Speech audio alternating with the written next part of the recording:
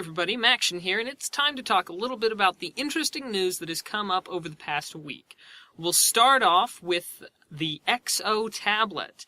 Now, at CES 2013, I happened to take a look at this tablet as it was being showed off by Vivitar. And just a couple of days ago, Engadget happened to get an exclusive look at the tablet and a close-up and see how it looked and how it was going to be designed. And it looks exactly like it did at CES. But that's not a bad thing. It had a few interesting things going for it, including, but not limited to, the fact that its user interface was designed around this sort of what do you want to be when you grow up notion.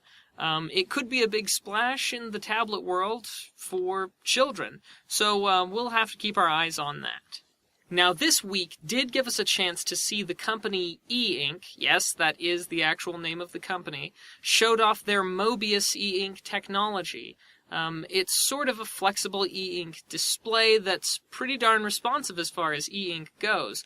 But at the Education Expo in Japan, Sony showed off a device, just a prototype, and it happens to look pretty interesting. It's about 13.3 inches in size, that is diagonally across the display, so it's about the size of getting pretty close to a legal pad of paper. It does look pretty cool, and having been in a lot of classes and gone through a lot of paper, I just have to say it looks like they're on the right track.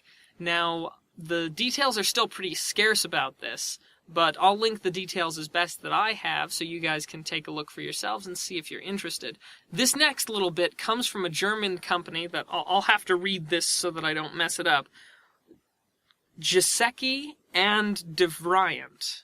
Sorry for ruining your company name, but they have this secure telephony and text messaging functions delivered by means of a separate high-security app. Now, what this means is that on top of, say, your Android operating system, they're able to implement this by running it all through a specific app, your secure telephoning and text message communication, which is very interesting. And the tap-proof calls are not routed through the conventional voice network.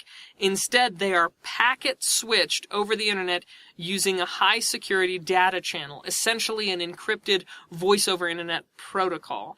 Now, this high-security app that's been developed is already available for governments, but it looks like those of us lowly folk who aren't government officials might have to wait a little while longer before we can get our hands on that.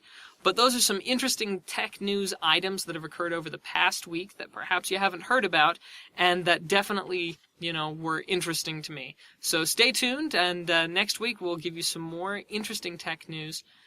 Have a good one.